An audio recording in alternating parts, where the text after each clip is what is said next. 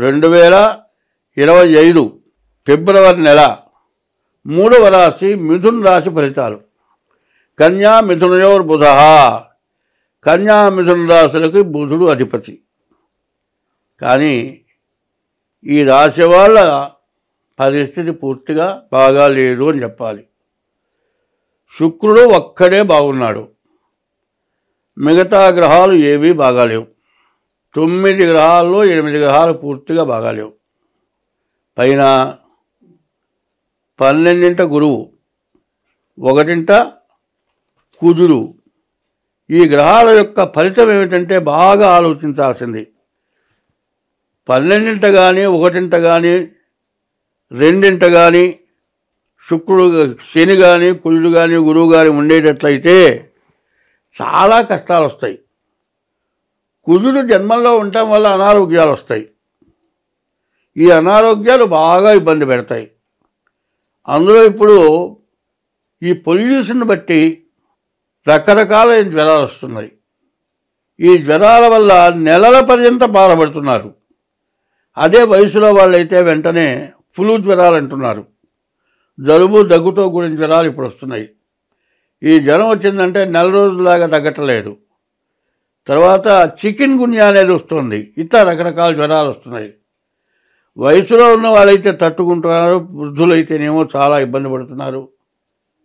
కాబట్టి ఈ రాశి వాళ్ళు అనారోగ్యం ఉండేది ఖచ్చితంగా కనబడుతోంది మిథున రాశికి. ఎందుకంటే ద్వాదశంలో గురువు, 1ంట కుజుడు. ఈ 1ంట కుజుడు వల్ల ఏమిటయా అంటే రక్త సంబంధమైన వ్యాధులు. ముందు డాక్టర్ దగ్గరికి వెళ్తే ఏం చేస్తాడంటే ఏదో 2 రోజులు జ్వరం వస్తుందంటే మందులు ఇస్తాడు. 4 రోజులు గడిచిన తర్వాత రక్త పరీక్ష చేయించవయా అంటాడు. ఆ రక్త పరీక్ష చేసిన తర్వాత ఏమవుతుంది, టైఫాయిడ్, న్యూమోనియా ఇట్లాంటి జ్వరాలు వస్తున్నాయి. చాలా జాగ్రత్తగా ఉండాల్సిన సమయం ఇది. ఈ రాశి వాళ్ళు సరిగ్గా మీ జన్మ నక్షత్రాన్ని బట్టి రాసి వస్తుంది. ఈ రాశి వాళ్ళే కాదు, ఈ 12 రాశుల వాళ్ళల్లో కూడా చాలా రకాలైన అనారోగ్యాలు వస్తున్నాయి. మరి ప్రభుత్వం కూడా మళ్ళీ లాక్డౌన్ పెట్టబోతోంది. మరి దీనివల్ల చాలా ఇబ్బందులు వచ్చే లక్షణాలు ఉన్నాయి. కాబట్టి మీ జాతకం చూపించుకోవటం, ఏమాత్రం అనుమానం వచ్చినా వెంటనే వైద్యం చేయించుకోవడం చాలా అవసరంగా కనపడుతోంది. అందులో ఇక మిథున రాశి వాళ్ళకి పూర్తిగా అనారోగ్యం సమస్య. తర్వాత ఈ రాశి వాళ్ళు ఎవరికైనా చేతి మీదుగా డబ్బులు ఇస్తే తిరిగి రావు. పొరపాటు కూడా డబ్బులు ఇవ్వకూడదు. డబ్బులు ఇస్తే మాత్రం తిరిగి రావు. తర్వాత ఈ రాశి వాళ్ళు ఎక్కడైనా సీట్లు పాడుకుండే వాళ్ళకి సాక్ష్య సంతకాలు కానీ, ఏదైనా బ్యాంకీ లోన్లు తీసుకునే వాళ్ళకి సాక్ష్య సంతకాలు కానీ పెడితే వాళ్ళ డబ్బులకు కొడతారు, మొత్తం వీళ్ళు కట్టాల్సి వస్తుంది. కొన్ని ఇండస్ట్రీస్కి లక్షల్లో తీసుకునేది ఉంది. ఆస్తులు అమ్మి కట్టినా కూడా బాకీలు తీరక ఇబ్బంది పడే లక్షణాలు ఉన్నాయి. కాబట్టి ఈ రాశి వాళ్ళు ఎక్కడా పొరపాటు పడకుండా, తొందరపడకుండా జాగ్రత్త వహించడం అవసరం. 2 మీ జాతకం చూపించుకోవడం అంతకంటే అవసరం. ఇప్పుడు ఈ చెప్పేది గోచారం మీ జన్మ నక్షత్రాలను బట్టి అయిందా కాదా మిథున రాశి తెలుసుకోవాలి. జన్మలగ్న రీత్యా చూసుకోవాలి. ఒక్క శుక్రుడు తప్పితే ఏ గ్రహాలు బాగాలేవు. కాబట్టి ఈ జాతకులు ఎంతో జాగ్రత్తగా ఉండాలి.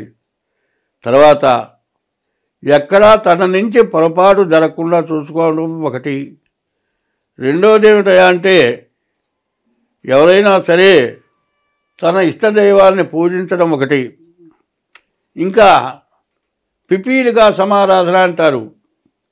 బియ్యపు రవ్వ పంచదార కలిపి మట్టి నేలల్లో పుట్టల మీద వేస్తే చీమలు ఆహారం తింటాయి. అందులో నల్లటి చీమలు, గబ్బు చీమలు అంటారు, అవి కుట్టవు. ఆ చీమలు తింటే ఈ గ్రహదోషాలు పోతాయనుంది. అటువంటి చేయటం. ఏది ఏమైనా ముందు మీ డేట్ ఆఫ్ బర్త్ ద్వారా మిథున రాశి వాళ్ళు తప్పనిసరిగా మీ జాతకం చూపించుకోవాలి. అట్లా లేని పక్షంలో హస్త సాముద్రిక ద్వారా అయినా సరే మీ జాతకం చూపించుకోవాలి. ఇది మామూలు నష్టం కాదు, బాగా పెద్ద నష్టం కలిగేటువంటి పరిస్థితి ఈ మిథున రాశికి బాగా కనపడుతూ ఉన్నది. ఎట్లా అంటే 60 సంవత్సరాలు వచ్చేవాడికి కొన్ని కోట్లు సంపాదించాడు అనుకుందాం. 60 సంవత్సరాలు వచ్చిన తర్వాత ఈ కోట్లు మొత్తం పోయి కేర్ ఆఫ్ ప్లాట్ఫారం అవుతాడు. 20 సంవత్సరాల వయసులో అయితే సంపాదిస్తాడు, కానీ 60 సంవత్సరాల వయసులో శక్తి లేదు, సంపాదించలేడు, ఉన్నది పోయింది. పోయిన తర్వాత మనోవ్యాధి ఎక్కువైంది. మనోవ్యాధితో మంచం పడటమే కానీ బయటకు వచ్చే పరిస్థితి రాదు.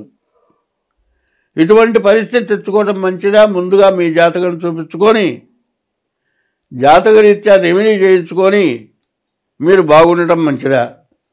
కాబట్టి అందులో పాపగ్రహాల బలం ఎక్కువగా ఉండటం చేత ప్రతి వాళ్ళకు కూడా సమస్యలు వస్తూ ఉన్నాయి.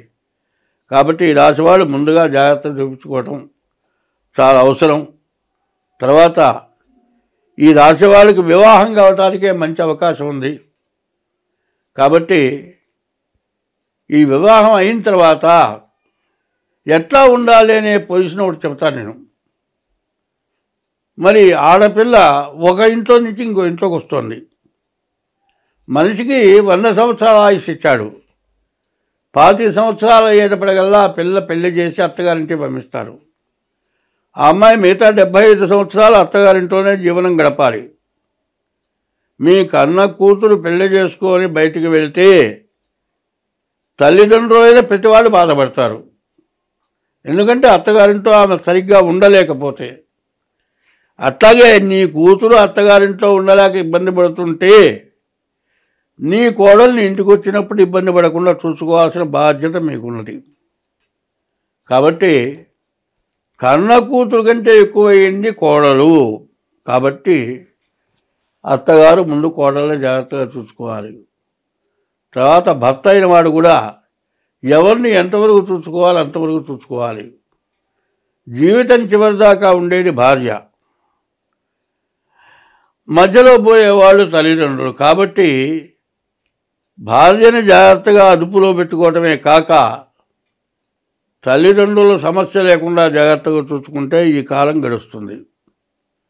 ఎందుకంటే బండికి 2 చక్రాలు నడిస్తేనే బండి సరిగ్గా నడుస్తుంది. ఒక చక్రం నడవకపోతే బండి నడవదు. బండికి 2 చక్రాలంటే భార్యాభర్తలు. తల్లిదండ్రులు పిల్లల వివాహం చేస్తారు. మగపిల్లవాడికి చదువు చెప్పించి ఉద్యోగం ఇప్పించి పెళ్లి చేస్తారు.